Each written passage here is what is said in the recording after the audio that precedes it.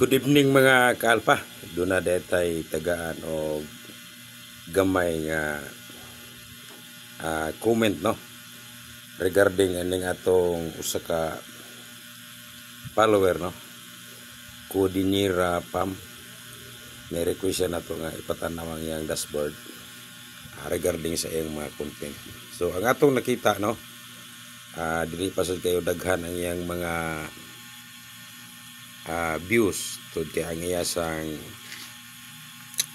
followers is 5,100k no. Unya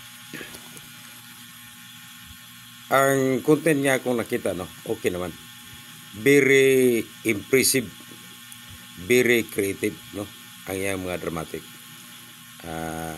Bihira lang ng mga content creator labi na sa mga bago na makagawa ng mga ganon oh.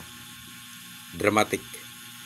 Ang maidagdag ko lang, may mga dramatic content no na medyo hindi maliwanag sa mga audience kung ano ba talaga ang ibig sabihin. Yun ang pinaka-importante. Kung anong content mo, yung makukuha nila ba kung ano ba talaga yung gusto nating ipaabot sa audience. May mga dramatic naman na okay. Yung iba medyo parang hindi mo talaga magets kung ano ba talaga ang point. So yun lang ang i-develop.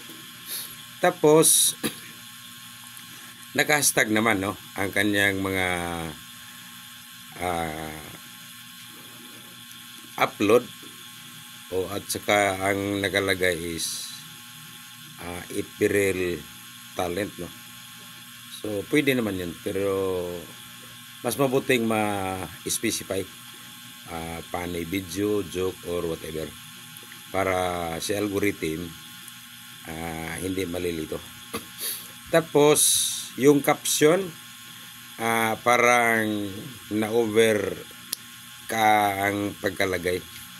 Sa caption kasi huwag masyadong isulat mo na lahat yung kung ano ang laman, dahil pag ganon pwede nang hindi na sila tumingin or wala nang ma-interest tingnan or open ang video mo. So sa caption kailangan interesting para ma-excite sila na buksan ang mga viewers no, ma-excite sila na buksan ang video mo.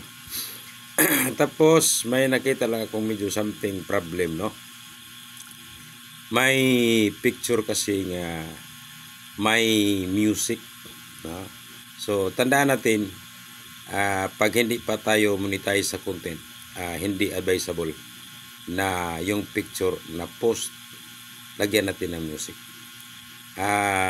Dumating tayo sa kanang mga aesthetic image or muted video ang possible na mangyayari sa atin. Pag ganon, hindi recommendable yan ni Meta.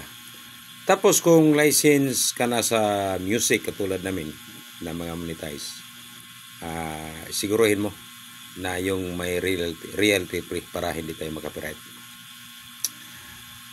Siguro ganun lang yung ma-advise ko. I-level up lang yung content at ipatuloy dahil very creative. So possible mag-viral yung mga ganun na video at bihira lang ang makagawa ng ganun. Saludo ako sa iyo no, dahil very creative ang mga content mo. I-level up lang. So ganun naman talaga pag mag-umpisa. Nandito pa tayo sa learning process. At salamat sa tiwala na ibinigay niyo sa akin, Kudinira Pam, na matingin ko ang iyong mga video or content. Salamat sa opportunity. Patuloy lang tayo.